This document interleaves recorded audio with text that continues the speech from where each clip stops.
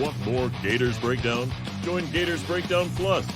Starting at $3 a month, get access to unique episodes, plus a blog, chat room, giveaways, shout-outs, and more. Gators Breakdown Plus is furthering the interaction with fans and listeners like you. Head to gatorsbreakdown.supportingcast.fm to join Gators Breakdown Plus today.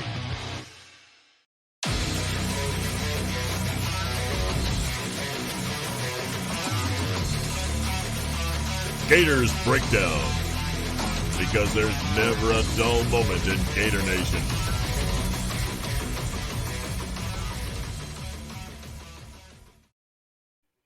The Gators Breakdown podcast is ready to go. I'm your host, David Waters, and you can find me on Twitter at GatorDave_SEC.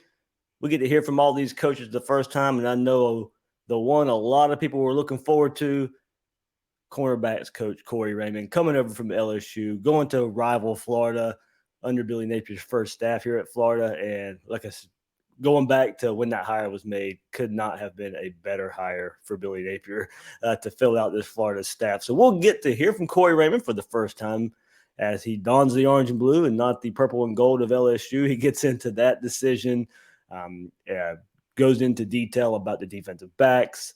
And also we get to hear from Jason Marshall, that defensive back, that number one defensive back. So we'll get into a lot of defensive back talk and specifically cornerback talk this episode here of on Gators Breakdown. But lots to get into with that. We also heard from Gervin Dexter, but I'm going to save that because defensive line coach Sean Spencer will speak over the weekend to the media. So I'll pair Gervin Dexter with that. So plenty of defense coming up here on Gators Breakdown the next couple of episodes. Before we get started, hit that like button, hit that subscribe button. If you're watching on YouTube, really helps us out there, helps more Gator fans find Gators Breakdown, and check us out for even more Gators coverage at the home of Gators Breakdown, news4jax.com/Gators Breakdown. So let's get started right here with Corey Raymond and his history with Billy Napier and him coming to Florida. Coach Napier, I mean, what he did at Louisiana Lafayette, taking that program and turning it around, because where I grew up from, I'm like 20 minutes south of that. Everybody's, even though I went to LSU, it still was, you was a UL fan just being from that area and what he did with that team. And also we went against each other when he was at that other school and I was at the other school. We'd be competing against each other. And, it was times, his guys was ready, my guys was going to be ready. So we had also a competitive thing toward, with each other. And, I mean, Coach also, he's a really good man. So he's competitive and he's a good man. And, the opportunity came for me to come here. And, I mean, everything was right. It was right. It was right for me to come here. Everybody did what they were supposed to do at the other school. I did what I was supposed to do. It was best for me. So, we move on. And now, hey, I'm here. Be honest. What was it like seeing yourself in orange and blue? It was first time was different for me because I was used to, I went to college there. I went to, I'm from there. I mean, it was just something different for me. But, I mean, I'm getting to that blue is looking good on me. Blue and orange is looking good on me. I mean, I'm in the state of Florida. I recruited Florida. It has a lot of talent, and, we have a chance to do special things here. There we go, hearing from Corey Raymond and kind of how the transition from LSU to Florida happened. He'll barely call LSU by name. It's that other school. So probably some hard feelings there. As you heard him say, grew up there, went to college there, coached there for so long. And then I kind of even think about the side of it of he coached against Billy Napier. Billy Napier bringing the Jerry Judys of the world to Alabama against those LSU DBs. Some good battles that we know throughout the years there. But there's a connection when you go back and look at coaching against each other just a bit. Billy Napier's wide receivers at Alabama versus Corey Raymond's DBs at LSU. So one connection there. But as he said, he has that connection there to the Lafayette community, growing up in that community. So he's probably kept an eye on Lafayette, Louisiana in particular. And then seeing the progress Billy Napier made the last few years in building that program up, helping him get the job at Florida. Huge hire for Billy Napier. I can't, even when it was made, we go back and look at it. I mean, I can't stress enough. Raymond could have went anywhere. He could have had his pick. He could have waited it out and saw what and see the all because at that time of year a lot of other jobs are gonna come open. Georgia ended up coming open. What would have been if he would have waited it out, would there have been a battle between Florida and Georgia to get Corey Raymond? But his relationship with Billy Napier goes a long way, coaching against each other. The Louisiana connection Billy Napier was able to sell him, say, man, look, you know the talent profile we have in this state. You can come recruit this state and build Florida back up to DBU. But Raymond, I mean, he could easily, and don't get me wrong, he's handsomely getting paid from Florida like he should be. But he could have waited it out. He could have went elsewhere. A lot of trust there in Billy Napier.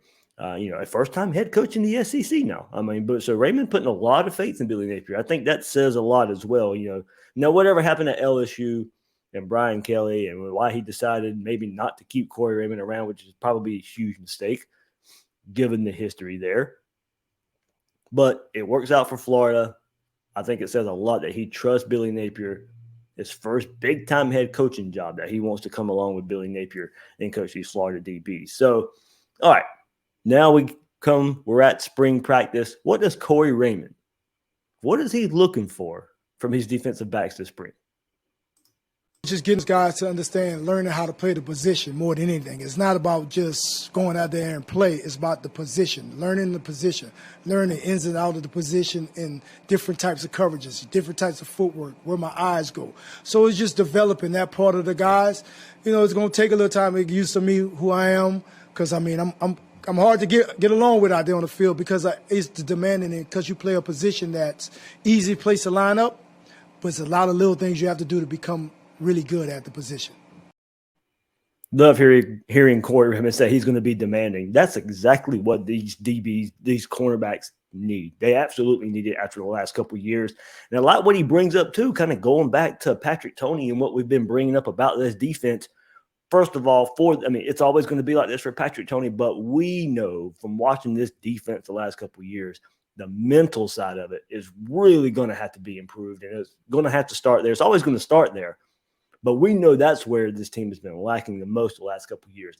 The alignment, your assignment, reading your keys, improve on the basics. That's what Florida has to do. Do the simple things. Do the simple things, and that'll instantly make the Florida defense better. I hate to keep bringing it up, but just looking lost the last couple of years, not knowing your assignment, not knowing what to do, basically being out of the play before the play even starts. That's got to improve. You got Patrick Toney coming along. That's one of his, the foundations of his defense. Corey Raymond the same way. But if I want to extend this is where I hope Corey Raymond can really help these cornerbacks get better situational defense out of these guys on the back end. Hopefully this leads to defensive backs being closer to the ball, closer to the receiver when the ball is thrown. If the receiver makes a catch, stop that run after the catch. Have a guy in position to make a play. We've seen too many times in the last couple of years Florida DBs playing off, backpedaling already when playing off, making so many easy pitch and catches from quarterback to wide receiver. That has to improve. Create more turnovers based off of that, based off of improving there. These defensive backs have not played aggressive at all the last couple of years. They have the talent to do so. We know that. But I think what goes along with that, and we haven't mentioned a whole lot, I think some confidence needs to be put back in that group. The last 2 years have been embarrassing, not what we're used to seeing at the University of Florida, especially from the cornerbacks. They have the talent. I think Raymond needs to get their confidence back. I mean, I'm not saying they've completely lost it because you've got to have it back there as a cornerback. So I think you got to have a baseline confidence anyway. But as a group, they have really, really got to find that. Not that false bravado of celebrating when a rare play was good. I'm talking about lining up, knowing that guy on the other side of the ball is not going to beat you, giving him a long day to get open, getting his face when needed, let him know you'll be there all day, that type of confidence. Frustrate opposing wide receivers. I think you got to get back to basics before you even get to that point. So get those basics, and I think those basics have to lead to some sort of confidence for these defensive backs to feel confident in their game to go out there and play much better than they have been. So hopefully some embarrassment comes along with it as well, or to improve upon the embarrassment the last couple of years. I think that has to be a motivating factor. That is not what we're used to seeing at University of Florida. You got the right coach in place. You have a lot of talent. We'll get into that right here in just a second. But I think it starts a lot with confidence back there on that back end. All right, Corey Raymond does go into detail about some of the players he's coaching this spring. Jason Marshall, Jalen Kimber, Jaden Hill. Has some good things to say about that group of players. He's getting better, just keep working him getting to understand how I am as a coach. And he has a lot of talent. I recruited him when he was at the school he was at in Miami. I thought he was one of the top guys coming out. He decided to come to Florida, just come full circle. We wound up coming here, so everything worked for a reason. Do you feel like he can be one of your next great ones? Yeah, he has a chance to do. He has a chance to be really good. He's buying in. He's a good kid. He's doing everything that he's supposed to do to get better. Just cleaning up all those little bitty things. Just learning the position, learning how to be out there as a corner in different scenarios, because you're not going to do the same thing every time. And you're going to have to change up every play when it comes to a different technique at a different coverage. And that goes to different eye progressions. And just learning how to do that. If you learn that, you take yourself to another level. So when you get to that next level, you're already ahead of the game. You see most of my guys that I coach, when they go to they're ready to play. And then Jaden Hill and Jalen Kimber, how you feel like they played this spring? They're doing well. Kimber's coming off an injury. He's doing well. He's been in this type of system. You can see that he's going to be really good. And Jaden Hill, he's doing well. I like his progression. I like him as a player. He's getting better every day. I think he has a chance to be good too. There we go. Rundown, starting with Jason Marshall and then going with Jalen Kimber and Jaden Hill there. Lots to kind of look forward to in that battle. We know pretty much Jason Marshall's got one spot locked up. We'll hear from him this episode as well. But then that spring battle, especially on the other side, Kimber Hill going at it for that cornerback 2 spot. You heard him say Kimber played in that similar defense at Georgia, but both these guys coming off of injury, kind of limited so far in spring practice. I think as we get towards some scrimmages, those guys will start separating themselves a bit. But also battling Avery Helm there. So I did throw it up on Twitter. A poll for you guys. And a lot of feedback. Thank you guys so much. I threw it up there and you asked for why you thought this. But here's the poll question. Who wins that cornerback 2 spot? And out of about 2,000 votes, everybody, thank you out there so much for voting. Jaden Hill leading the way with 40.2% of who Gator Nation thinks will win that cornerback 2 spot.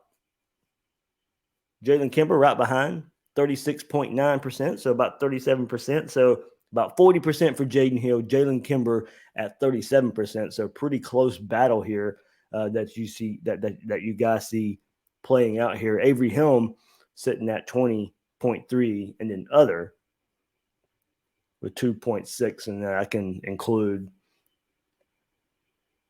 many players there at that other. But Hill, Kimber, Helm, that was the results that you guys threw out there. So I'm going to start with Gators Breakdown Plus members and what they had to say about this battle. Coach Fletch says, I think it's going to be Kimber. He brings good film, good coaching, and was slated to be the guy before the injury setback. Corey says, I picked Kimber too. C3, I think Kimber is elite, but I'm also a member of the Hill Hive. Coach Flex hops back in, says, I think of the 3, Helm is the most battle-tested, but I'm not sure he'll beat out Kimber, or Hill for that matter. I think those 2 have the talent edge. J-Man the Juice says, I think Helm has the most upside with his intangibles. Kid is a freak athlete. If he could pair that with technique, he would be a monster. Levi D says, Kimber for me. Robert Guagliardo, I picked Kimber. I think there's a reason that they went and got him. Plus, they obviously think highly of him. Ryan on Gators Breakdown Plus says, picked him only because of previous injuries to the other two.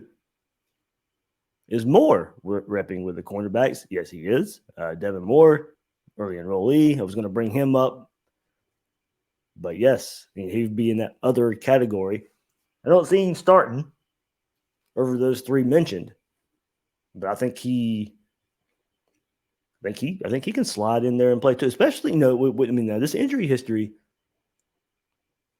between these two, especially Jaden Hill. He's been, that was a ugly injury that he had to deal with there.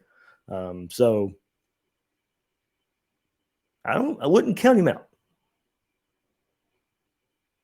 Let's see, a couple more thoughts here. Micah Lee, he'll cover better than him, but my guess is Kimber.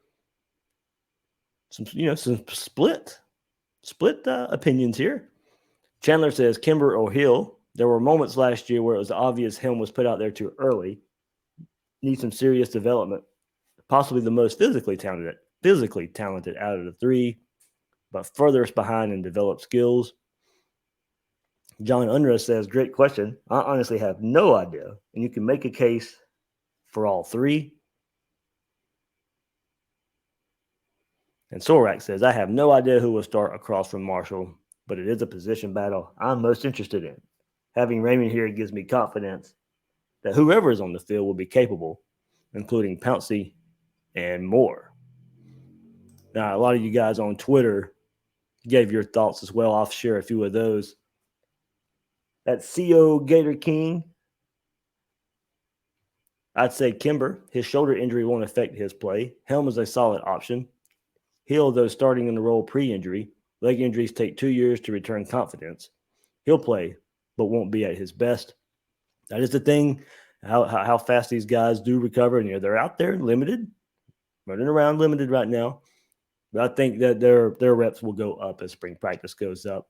Tony Tone at AV Gator 2000 says, man, what a good problem to have. I say Hill. Most champ knows CBs and wanted him badly at South Carolina. Yes, South Carolina was very confident in that recruitment of Jaden Hill going to South Carolina before he ultimately chose Florida. At Leakbo says, I said Kimber, but I think it's going to be committee early. Eventually he will get the job because I do think he has the edge. And honestly, I think when you look at it, these guys will play a whole lot, especially in today's college football with 3, 4, 5 receivers out there on the field, much more in the past. You're going to count on Hill. You're going to count on Helm. You're going to count on Kimber. You're going to count on Jason Marshall. You'll go deeper than that as well. So we'll see what happens there in the nickel with Jadarius Perkins and Trevez Johnson. Those guys are battling out there this spring so far early in the first half of spring. So, yeah, in today's college football, we all know this. I'm not sharing anything that's, not known out there, but you need more than 2 cornerbacks. You need more than 2 cornerbacks that you can count on. So, even the quote-unquote loser of this battle will still play a lot.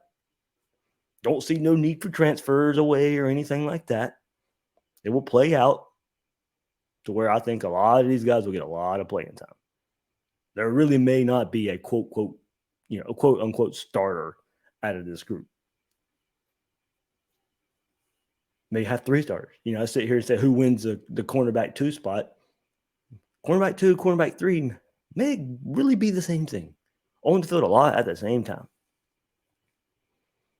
Vari says, Helm for me, probably the most physically gifted of the group.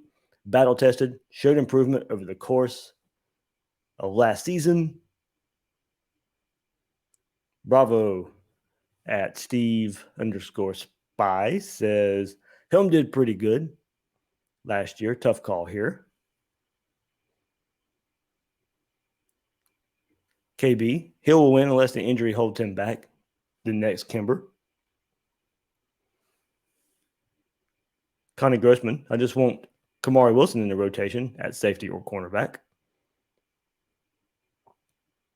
Zach Coulter, in my opinion, it's Kimber, and it's not close. He was supposed to start for that Georgia defense last year. He might even start over Marshall, to be honest. I don't see that. I am big on Jason Marshall. huge on Jason Marshall. He is that next great DB at Florida. We'll get to hear from him in just a second. But I mean, like I said, I think this is a great problem for Florida to have. I think these guys that I'm thinking cornerback too are really good, really, really good players. I think Jason Marshall's even better. Ryan Spears says picked Helm because the other two were coming off the season-ending injuries last year. Dark horses more. I like Moore too. Just think the experience in these guys play out. I probably lean Kimber in this, but I'm not fully bought into that. But if you told me to pick, I'll be leaning Kimber. All right, a couple more thoughts here. King Cameron says, as of now, Helm, if Hill is fully healthy and shows that he's ready, I think it's his. Haven't seen enough of Kimber. Haven't seen anything of Kimber, actually. Ask this question again at the end of spring. We will. We'll get a spring game, and we'll get to see how it all plays out, at least in that part. As I said, it's really hard to tell in these open portions of practice, the short window we have at the beginning of the spring, these spring practices. But as you said, we'll ask the question again toward the end, but probably maybe even have to ask it in the fall as well.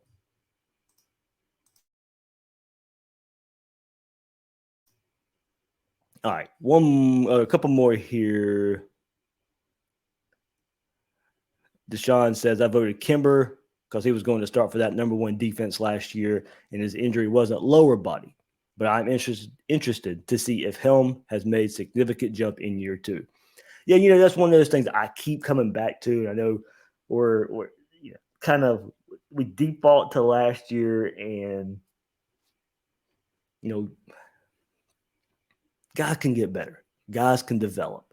And I know we talk about this with a Brenton Cox and an Amari Burney and a Trey Dean. And Helm back here as well. And you've heard everybody sit here and say, yeah, he is very physically gifted. Played a lot last year for the first time. Now you got Corey Raymond coaching you. How big of a jump does that? I mean, he is going to get better. How much better? I mean, I really think this battle was close. I mean, one of my top position battles of the spring. I think it was my second one, right behind that defensive tackle battle that's going on this spring as well. I think a lot is going to come out of this battle for Florida. And I wouldn't be surprised if Hill, Helm, or Kimber, or that guy we're looking at for that cornerback 2 spot. Last one, Hill was projected starter last year before getting hurt. Helm didn't really flash last year. Kimber has the talent, but very little meaningful playing time last year. So, yeah, as I said, I mean, Helm did get better as the season went on. We do want to see that development of turning his head around more. That was, the big thing. That's where we saw Jason Marshall get better as the year went on. And going out there and playing as a true freshman. And he got that experience because Hill did go down last year. So good thing for Florida here. This battle is a really good battle. A lot of good will come out of this battle. But everybody, thank you so much for voting, sending your comments in. One more time, who wins that cornerback 2 spot? 40% of you say Jaden Hill. 37% of you say Jalen Kimber. So that battle will be opposite Jason Marshall. We do get to hear from him and his thoughts on new defensive backs coach Corey Raymond. With his experience, it's helping everybody, everybody in the corners room. And he is very specific with the details, and that will help a lot of us, not here, but in the NFL and the next level too. So, what's maybe one thing you picked up from him quickly that's really improved your game? I could say my technique. My technique has gotten way better. Like my man press. That's the main one that he's improved, and I can see improvement. There we go, man press. As I said, we want to see these defensive backs be more aggressive under Corey Raymond. We have to see that. Confidence comes along with that. I don't think he'll have any problem coaching a Jason Marshall, coaching an Avery Helm, and Jalen Kimber, Jaden Hill, Avery Helm, Kimber. That battle, opposite Jason Marshall. I think it's one, but getting that confidence back in these groups, I think that battle will produce some confidence because you went out there and I think beat some pretty good cornerbacks right there. But improving the technique, as I said, we know it starts on the mental side. Technique can get better as well. That's a lot of you were saying that, and when you were picking and choosing who you want to start, leave a comment. I threw that poll out there, but leave a comment on who you think is going to win that battle. But as he said, Jason Marshall saying he's improving in his technique. He was getting better as the year went on last year. Now these other guys bouncing back from injury. What can hopefully they can take all this technique building in this spring. Learning. That's what this spring is about. Learning and building on the fundamentals, building that technique up. Jason Marshall, of course, he has room to grow. I mean, even though I'm so high on him, he's living up to that 5-star billing. I think that's my prediction. That's where I'm going with it. He's going to be that next great defensive back at Florida, especially when you're being coached by Corey Raymond. All right, now we go to Jason Marshall and kind of taking a look back. What did Kyer Elam mean to Jason Marshall? I mean, man, it's a lot of words to describe him, but he's just a great guy. And learned a lot from him, and still learning from him. I still connect with him, talk to him, and things like that. So his off the field approach and like how much he studies and take notes and stuff. Was that kind of things that? I mean, that is what set him apart from anybody that I talked to, anybody that I learned from, and I took that. Me and him was roommates, day before games, and I see him, going over plays, and that just made me, give me the juice to do it too. Not any added pressure, with him leaving, that just expands my role, and I got to be the leader of everybody else in that room. How have you stepped up as a leader? Just being more vocal. That's the main one. Last year, I was a freshman coming in, so I wasn't as vocal. And, this year, I'm a sophomore now, so you got to be more vocal. Be more vocal there for Jason Marshall. Look, he had to step up last year. Remember, Kyer Elam missed some games last year. So he was, at times, quote unquote, that cornerback one at times out there on the field as a true freshman. Now, look, that's no surprise at Florida sometimes. We've seen true freshmen come in and play and make a huge impact. Would he have been on the field quite as much if Jaden Hill doesn't go down? Probably not, but that's why you go out there and you recruit the 5-star and highly rated players. If that comes about, these guys are more ready, especially at that position. Those guys can come in. And look, I thought he filled in admirably as a true freshman. We saw him learn along the way. He even mentioned, hey, look, it was a wake-up call going against Alabama so early in the season, and that group of wide receivers. Playing in the SEC, it was eye-opening and let me know what I have to do to be ready to play cornerback at the University of Florida. He did some really good things as a true freshman last year. We saw him build game upon game and got that interception late in the season versus Florida State. Made some plays toward the end of the year. Some breakups in the end zone. Learning how to play the ball, learning how to play the position. You heard Corey Raymond say that. It's about those little things adding up. It's not just making picks and interceptions. If guys are going to make catches on you, and you're a defensive back in today's game of college football, the passing attacks, you're going to get thrown on. Guys are going to make catches on you. Finish the play. It's a huge, huge part of Patrick Toney's defense is finish the play. You're going to get beat sometimes, but don't give up on the play. Pull out the ball when a defender or when a opposing wide receiver makes a catch on you. Finish the play. Try and get that incompletion at the very end if you have to, if it plays out that way. Learn those little things. Learn the position. Hopefully you're a lockdown corner. A lot of people don't want to throw in you a whole lot. And you got these other cornerbacks on the other side of the field that I think are good in their own right. Starting with Jason Marshall, I think there's a huge, huge chance of bringing Florida closer, getting back to that DBU. Long way to go from what we've seen the last couple of years, but with Jason Marshall leading the charge, I feel pretty good about it. Him becoming more of a leader there for that Florida cornerback group. Sorry about all the sniffles. This spring, whew, man, getting the best of me right now.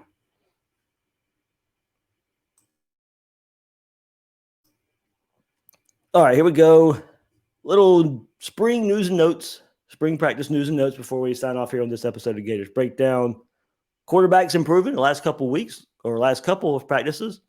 Anthony Richardson, Jack Miller looking more improved in the accuracy department as they go along this spring practice, get more comfortable in what Billy Napier is looking for from the quarterback position, getting more comfortable with these wide receivers. You're starting to see it. Running backs looking the part. I mean, you can see the videos out there. Montrell Johnson, he looks like an SEC running back. Bowman, Lingard, their speed, they look like SEC running backs with that speed right there. I'm ready to see that battle. I'm ready for that spring game to see what those guys bring to the table. We're talking about position battles all spring. We know how big that one is. Struggling at the tight end position right now for Florida. Nick Elksness is really about the only one standing out right now. Jonathan Odom might be injured, and we'll kind of see if they'll answer some questions about that. Dante Zander's back at the tight end position now. Now you're starting to see on the recruiting front, Florida targeting a lot of tight ends. This is after recruiting Boardingham, Livingston, Hanson this past cycle. There's some indications right there that Billy Napier may not be happy with that tight end room. We know how much he likes to use tight ends. If you go back and listen to Billy Napier's offensive episode that we did about a month ago, he likes to use those tight ends. There's a lot of writing on the wall, a lot of signs that he may not like what we have there in that tight end room right now, going through the first half of spring practice. Let's see how that one plays out. So there we go. That was kind of a look at the offense. Defense will be kind of the focus here. This episode, next episode of Gators Breakdown, as I mentioned, we'll hear from Sean Spencer. He's supposed to speak to the media on Saturday. Gervon Dexter spoke to the media the same night as Corey Raymond and Jason Marshall. I'm saving that so we can kind of pair the defensive line together right there. So that's what you can look forward to on the next episode of Gators Breakdown. Defensive line talk. As you guys know, that's a big position battle for me too. Who's going to line up beside Gervon Dexter? Who's going to give him some depth? Who's going to give some depth behind Gervon Dexter? Big question for me. See if we can get some answers there. Gervon Dexter did have some good things to say about Desmond Watson, so I'll save that for the episode. You guys probably already seen that, but if not, we'll have it in the next episode of Gators Breakdown. So, all right, that'll do it for this episode of Gators Breakdown. I'm your host, David Waters. You can find me on Twitter at GatorDave_SEC. Guys and girls out there, thanks for listening to this episode of Gators Breakdown.